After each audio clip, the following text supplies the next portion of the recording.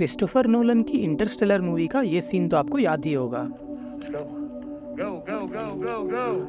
7 years per hour here. Let's make it count. इसमें Cooper अपने साथियों को बता रहे होते हैं कि इस ग्रह पे 1 घंटा व्यतीत करना पृथ्वी के 7 सालों के बराबर है।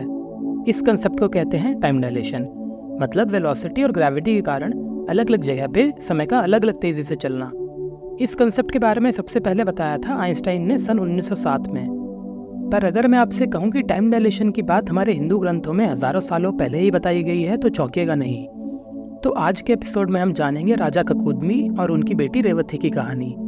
ये कहानी आपको मिलेगी श्रीमद् भागवतम और विष्णु पुराण में। तो काफी समय पहले सतयुग में एक राज्य हुआ करता था कुशस्थली, जिसके राजा थे ककुडमी।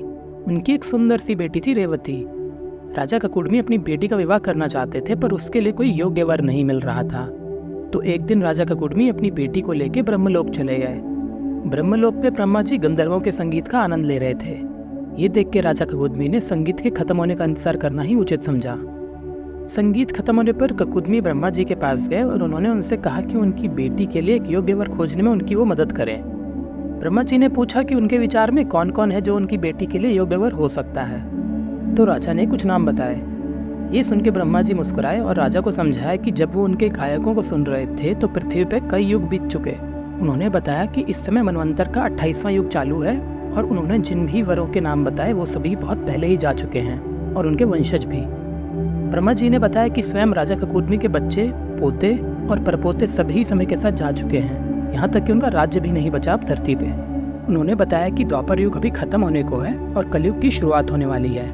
ये सुन के राजा ककुदमी आश्चर्यचकित रह गए और उन्होंने ब्रह्मा जी से ही विनती की कि वो ही उनको कुछ सलाह दें। तो ब्रह्मा जी ने कहा कि आपका जो राज्य हुआ करता था कुशस्थली, वो अब नहीं रहा और उसकी जगह पे अब वहाँ पे द्वारका नाम का राज्य है।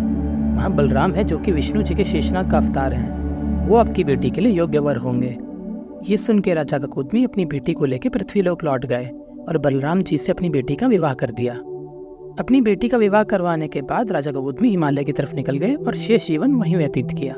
ऐसे ही कई साइंटिफिक कॉन्सेप्ट्स जैसे कि time dilation, time travel, multiverse, इन सब के बारे में हमारे पुराणों में हजारों सालों पहले ही बताया हुआ है, जो कि साइंटिस्ट अब जाके जान पा रहे हैं। वीडियो पसंद आई हो तो हमारी पिछली काकभूषण जी वाली वीडियो जरूर देखें, क्योंकि हमने वहाँ बताया है मल्टीवर्स के बारे में।